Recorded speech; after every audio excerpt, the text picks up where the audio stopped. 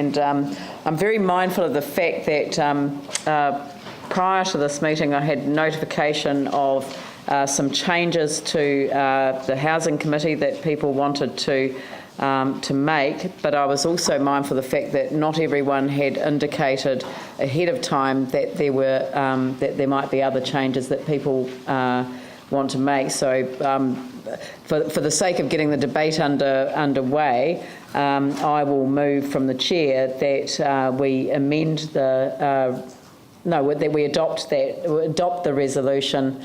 Is that an amendment?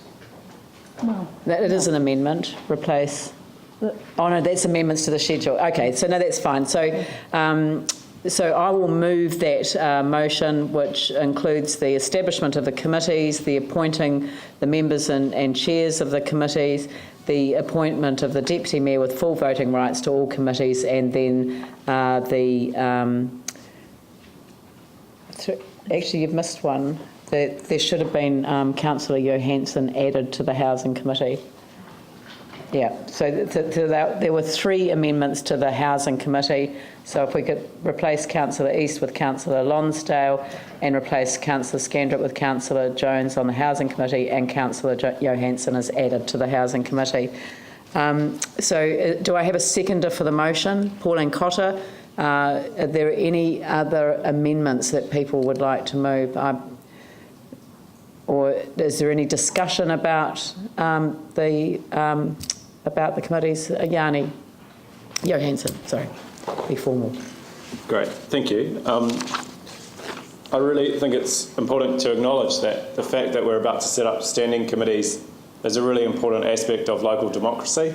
There have been times in the past where this council has not had standing committees, and it is something that I think has been at the expense of people being able to be better connected into what we're doing and understand how we're making decisions. It also enables all of us to take a leadership role in the city's governance, and I really welcome that. I really welcome that that everyone has an opportunity as a councillor to contribute to showing that leadership, taking the responsibility to do many of the things that we need to. It's a huge job ahead for the next 3 years, and the more that we can have shared leadership, I think the better outcomes we will have for our city and for our community. I also welcome the Housing Committee being a standalone committee. We tried that last term at the start. That didn't work so well, but I think with a new council and a new attitude, I think we can see that that Housing Committee can make some good decisions and do some really good work. It's important to acknowledge that the headings that have been placed on these do not have terms of reference, and we'll obviously go through a bit of a process to refine what each committee will do.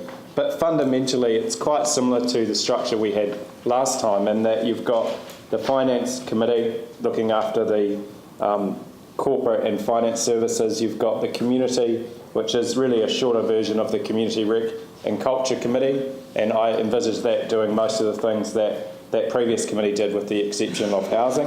So things like heritage, arts, culture, that's still included, even though it's not specified on here. You've got the Environmental Committee, and of course that includes infrastructure and transport and roading, which is acknowledged, and so forth. So I think it's important that we do have standing committees as an organisation. I think it's important that we all have an opportunity to contribute and show leadership, and I welcome the structures that we're about to set up, enabling us to get on and get things done. Is there anyone else like to comment? Appears to be no one, so I'll put the motion. All those in favour say aye. Aye. Those opposed say no. That is carried. Item